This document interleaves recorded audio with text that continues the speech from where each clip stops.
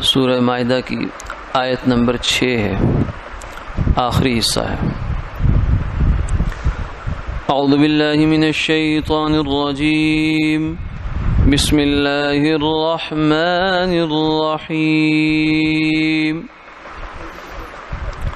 ما يريد الله ليجعل عليكم من حرج ولكن يريد ليطهركم وليتم نعمته عليكم لعلكم تشكرون۔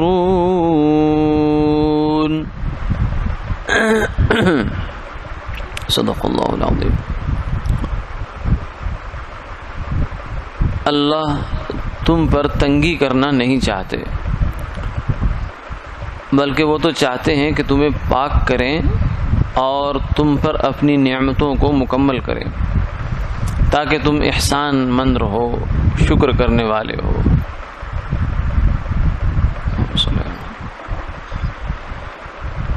گزشتہ حصے میں اس آیت مبارکہ کے وضو کا اور تیمم کا حکم بیان ہوا ہے۔ اس کے آخر میں آج جو آیت کا ٹکڑا تلاوت ہوا وہ ایک نتیجہ کہہ لیجئے یا ایک پیغام ہے کہ چونکہ وضو ایک مشقت کا کام تو ہے کسی نہ کسی درجے میں، بالخصوص سردیوں کا موسم ہو اور بستر چھوڑنا پڑے انسان کو اور پھر اٹھ کر اس کو کہا جائے کہ جاؤ وضو کرو، پانی گرم دستیاب ہے تو بھی ٹھیک ہے ورنہ ٹھنڈے سے کرو، تو مشقت ہے۔ اور تیمم کا کام وہ بھی مشقت ہے، اور اسی طریقے سے غسل یہ بھی ایک مشقت ہے جب انسان پر فرض غسل ہو جاتا ہے۔ تو فرمایا کہ یہ اگرچہ مشقتیں ہیں، کچھ نہ کچھ ان میں پابندی بھی ہے اور کچھ نہ کچھ بوجھ بھی ہے، لیکن اسے تم بوجھ نہ سمجھو۔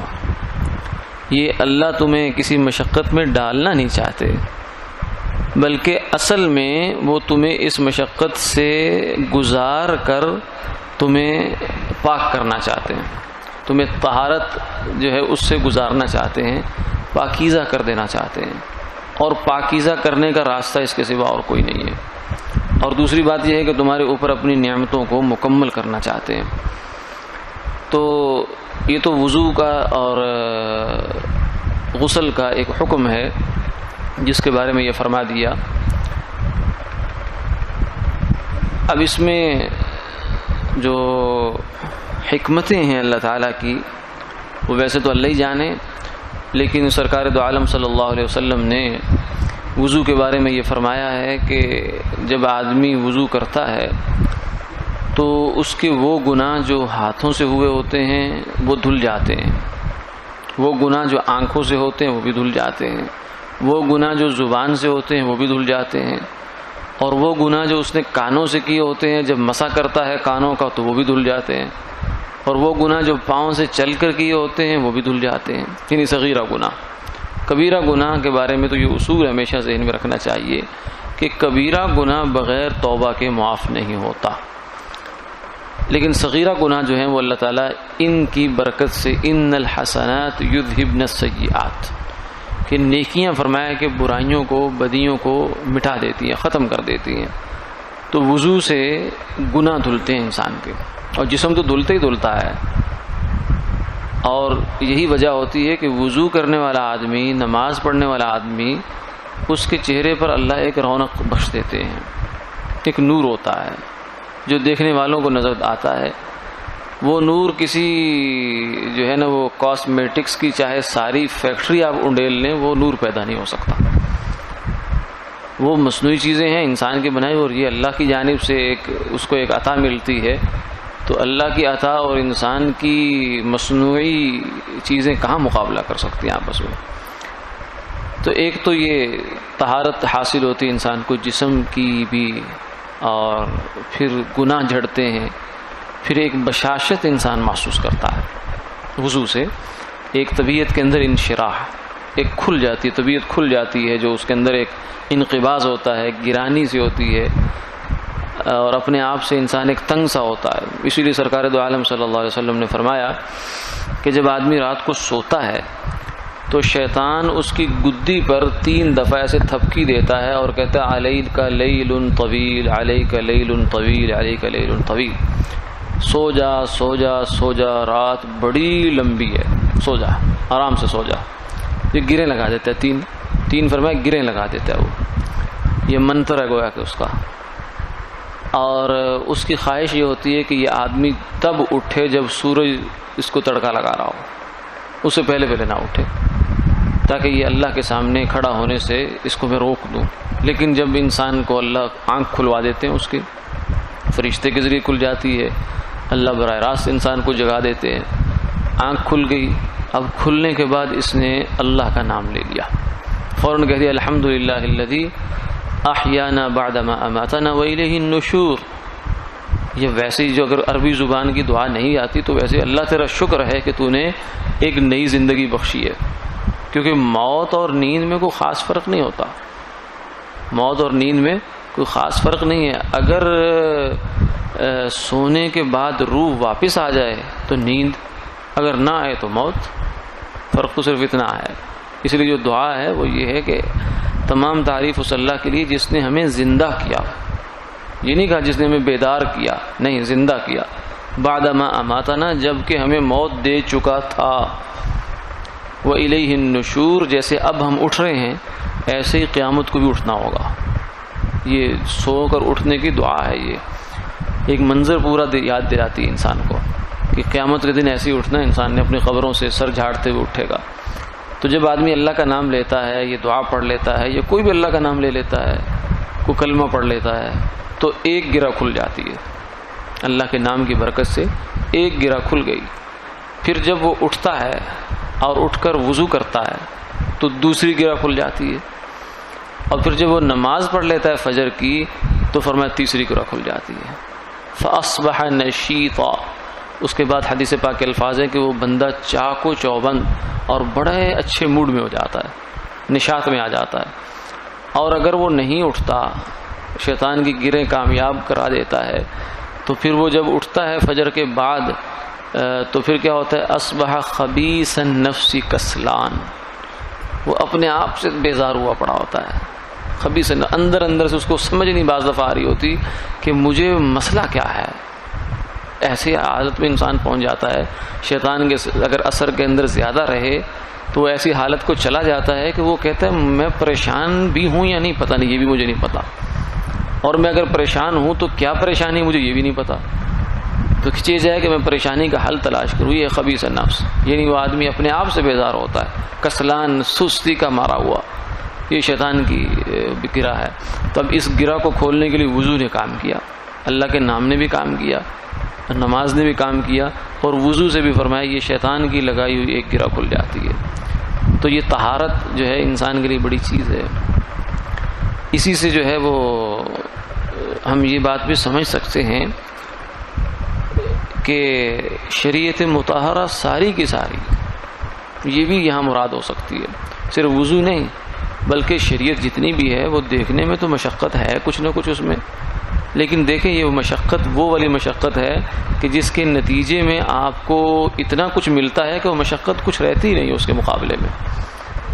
اگر کسی کو یہ کہا جائے کہ جاؤ بھائی وہ فلاں جگہ سے اتنی اینٹیں اٹھا کر لے آؤ، اور ان اینٹوں کو یہاں لا کر ترازو میں رکھ دو، اور دوسری جانب جتنا اینٹوں کا وزن ہے سونا لے لو، یہ لو، تو اب فرمائیں کہ اینٹیں اٹھا کر لانا مشقت تو ہے، گرمی کا موسم ہو، جون جولائی کا مہینہ ہو، تو اینٹیں اٹھا کر لانا دھوپ میں مشکل تو بہت ہے، لیکن جو اس کے اوپر مل رہا ہے، نتیجے میں جو مل رہا ہے اس کے مقابلے میں کوئی مشقت نہیں ہے۔ آدمی کہتا ہے یہ کیا ہے یار، میں ابھی آتا ہوں لے کر آتا ہوں۔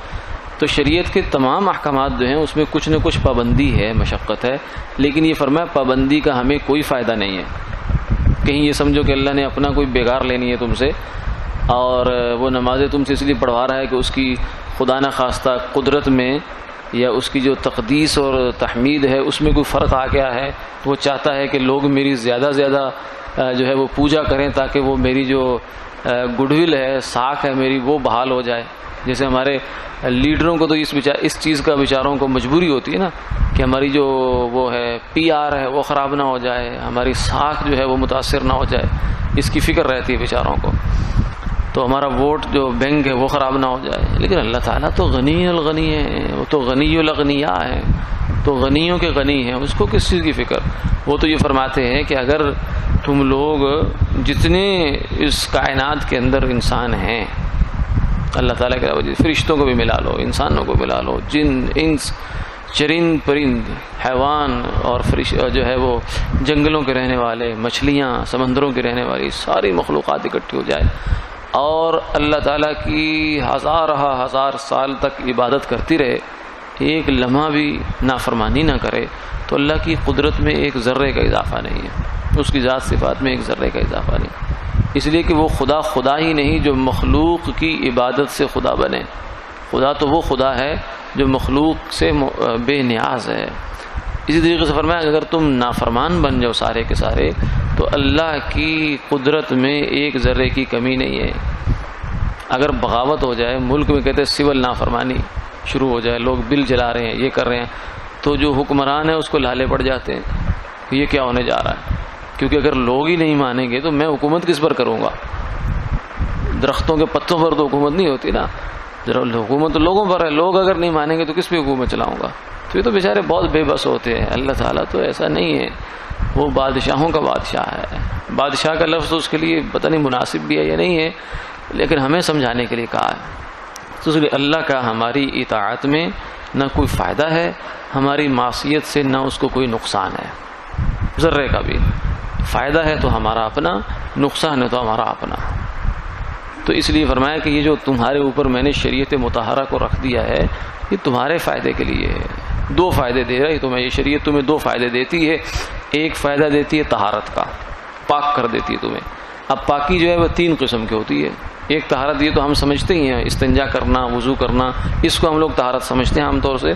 لیکن طہارت کی 3 قسمیں ہوتی ہیں.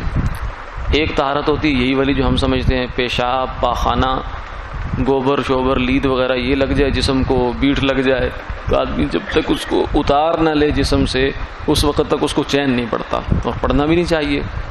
جب تک انسان ہے، مسلمان ہے، تو نجاست کے ساتھ اس کا کیسے گزارا ہو سکتا ہے؟ تو ایک طہارت تو یہ ہے.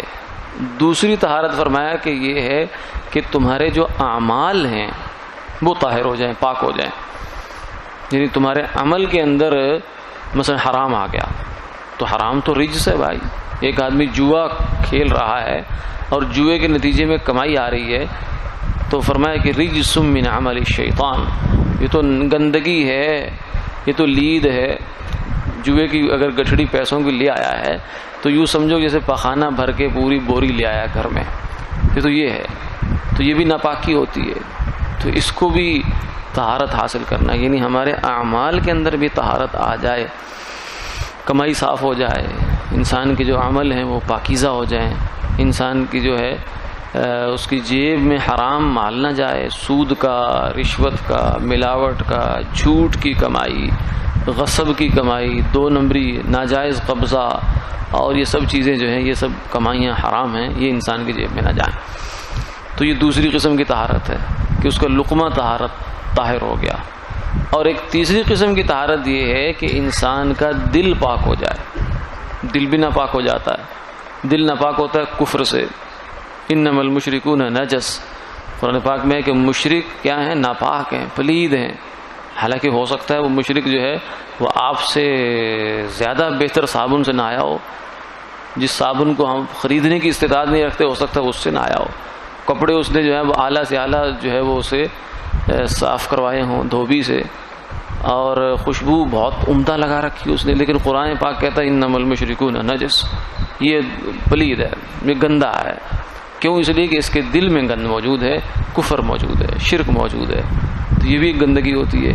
اسی طریقے سے انسان کے دل میں جو برے اخلاق ہیں، بری کیفی اوصاف ہیں، حسد ہے، کینہ ہے، بغض ہے، اور گناہ کے جذبات ہیں، یہ سب وہ چیزیں جو دل کو گندا کرتی ہیں. تو اس دل کی طہارت جو ہے یہ بھی ضروری ہے. تو یہ 3 قسم کی طہارتیں ہیں جو انسان کو شریعت دیتی ہے. ایک بات. دوسری چیز جو فرمایا کہ وہ ہے وَلِيُتِمَّ نِعْمَتَهُ عَلَيْكُمْ، کہ شریعت مطہرہ یہ تمہاری تکمیل کرتی ہے. تکمیل کرتی ہے یعنی شریعت تمہیں ناقص نہیں کرتی.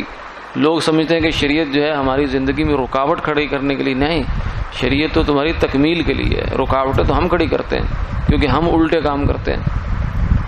ہم نے الٹے کام کرتے ہیں تو پھر شریعت کہتی سیدھے ہو جاؤ، ہم کہتے ہیں نہیں، بڑا مشقت میں ڈال رہے ہیں، مولوی صاحب بڑی سختی کر رہے ہیں. اتنی سختی بھی نہیں ہونی چاہیے. وہ سختی اصل میں ہم نے اپنے اوپر خود کی بھی ہوتی ہے. ہم ٹیڑھے چل رہے ہوتے ہیں. جب ٹیڑھی چیز ہو جائے تو اس کو واپس سیدھا کرنے کے لیے کچھ مشقت تو ہوگی. اگر ورقے کا ایک کنارہ ٹیڑھا ہو جائے تو اس کو دوبارہ سیدھا پہ لانے کے لیے دوبارہ دوسری جانب لے جانا پڑتا ہے، پھر وہ واپس آ کر سیدھا ہوتا ہے. تو اس لیے شریعت جو ہے وہ تو انسان کو بالکل بیلنس رکھنے کے لیے ہوتی ہے، اعتدال پہ رکھنے کے لیے ہوتی ہے. تو دوسری چیز شریعت یہ ہے کہ وہ تکمیل کرتی ہے ہماری. جیسے ایک بیج ہے وہ آپ نے زمین میں ڈال دیا ہے، تو بیج کی تکمیل کیا ہے کہ یہ درخت بنے، اور درخت بن کے یہ ثمر دے، پھل دے. یہ اس کی انتہا ہے، اس کی معراج ہے. تو انسان کی تکمیل یہ ہے کہ یہ دنیا میں آتا ہے تو اس کے پاس کچھ بھی نہیں ہوتا. واللہ اخرجکم من بطون امہاتکم لا تعلمون شیئا. تمہیں اللہ اپنے ماؤں کے پیٹوں سے نکالتے ہیں، تمہیں کچھ خبر نہیں تھی تم کون ہو، تمہارا نام کیا ہے، تم کہاں آئے ہو، کون تمہارا باپ ہے، کون تمہاری ماں ہے، کس جگہ کی تمہاری نیشنلٹی ہے، تم کیا ہو، کچھ خبر نہیں، تمہیں کچھ پتہ نہیں تھا. یہ تو بعد میں پتہ چلا رفتہ رفتہ انسان کو. تو یہ اس کی تکمیل ہے کہ بالکل کچھ نہیں تھا، زیرو سے اٹھا کر اللہ تعالیٰ اس کو پالتے ہیں، پوستے ہیں، پھر اس کی تربیت فرماتے ہیں، اور پھر اس کو کرتے کرتے کرتے کرتے یہ اتنا کامل ہو جایا کرتا ہے کہ فرشتے اس پر رشک کرنے لگ جاتے ہیں، اور فرشتوں کے سامنے اللہ اس کا ذکر فخر کے ساتھ کرتے ہیں، یہ دیکھو میرا بندہ. یہ تکمیل شریعت سے ہوتی ہے. اس کی نماز سے ہوتی ہے، روزے سے ہوتی ہے، زکوٰۃ سے ہوتی ہے، حج سے ہوتی ہے، اور دیگر جتنی بھی عبادات بھی ہیں اور معاشرت بھی ہے، حسن اخلاق بھی ہے. تو ان سب چیزوں سے انسان کی تکمیل ہو جاتی ہے. تو شریعت مطہرہ 2 ہی کام کرتی ہے، ہمارے اندر سے گندگیوں کو صاف کر دیتی ہے، اور اس کے بعد ہمیں صاف ستھرا خوشبو لگا دیتی ہے. کپڑے گندے ہوئے پڑے تھے اس کو دھو دیا جائے، یہ ایک کام ہے. پھر یہ ہے کہ صاف کپڑے پہن کے خوشبو لگاؤ تو معطر ہو جاتی ہے ہر چیز. تو انسان کو دنیا میں شریعت مطہرہ یہ کام کرتی ہے کہ اس کو پاک بھی کرتی ہے اور اس کو مکمل بھی کرتی ہے. یہ فرمایا کہ یہ چاہتے ہم، تم کہیں سمجھو کہ ہمیں اللہ نے 5 نمازیں رکھ دی ہیں تو کیا ہماری کوئی بیٹھک اٹھک کروانی تھی؟ نہیں، تمہیں اس پر پتہ نہیں کیا کیا کچھ دینا ہے اس نے. پھر جب دے گا تو تم دیکھتے رہ جاؤ گے. لعلکم تشکرون. فرمایا کہ یہ سارے تمہیں تو اللہ کا شکر گزار ہونا چاہیے تھا، اس لیے کہ جو راستہ اللہ نے شریعت کی صورت میں ہمیں عطا فرما دیا ہے، اگر ہم لوگ لاکھوں کروڑوں اربوں خربوں سال مراقبے میں پڑے رہتے، خود سوچتے جنت میں جانے کا راستہ، اللہ تک پہنچنے کا راستہ جو شریعت کی صورت میں، قرآن اور حدیث کی صورت میں ہمارے سامنے موجود ہے، تو ہم کبھی دریافت نہ کر سکتے، کبھی بھی دریافت نہ کر سکتے. لیکن اللہ تعالیٰ نے یہ راستہ تمہیں دیا ہے تو اس راستے پر شکر گزار ہو جاؤ. نہ یہ کہ آدمی کہے کہ یار دین جو ہے یہ تو انسان کو مشقت میں ڈالتا ہے. نہیں، مشقت میں نہیں ڈالتا، یہ تمہاری تکمیل کرتا ہے. بچے کو مشقت لگتی ہے کہ اسے صبح صبح اٹھا کر اسکول بھیجا جاتا ہے، لیکن اس کے ماں باپ کہتے ہیں بیٹا یہ تیرے لیے کل کو تجھے قدر آئے گی اس کی، آج تو تجھے برا لگ رہا ہے لیکن کل تو ہمیں دعائیں دے گا. اور وہ پھر دیتا ہے، جو جاتا ہے وہ پھر والدین کو جھولیاں بھر بھر کے دعاؤں کی دیتا ہے کہ مجھے اس وقت میں مشقت میں ڈالا لیکن آج میرے کام آ گئی. اسی طریقے سے انبیاء علیہ الصلوۃ والسلام کو بھی انسان دعائیں دیتا ہے جب اس کو پتہ چل جاتا ہے کہ میں دین پر چل کر میرا کیا زندگی کہاں سے کہاں پہنچ گئی ہے، اور آخرت میں تو سبھی پردے اٹھ جائیں گے. لعلکم تشکرون. فرمایا کہ تم اس نعمت کا اللہ کی شکر ادا کرو. وآخر دعوانا الحمد للہ رب العالمین.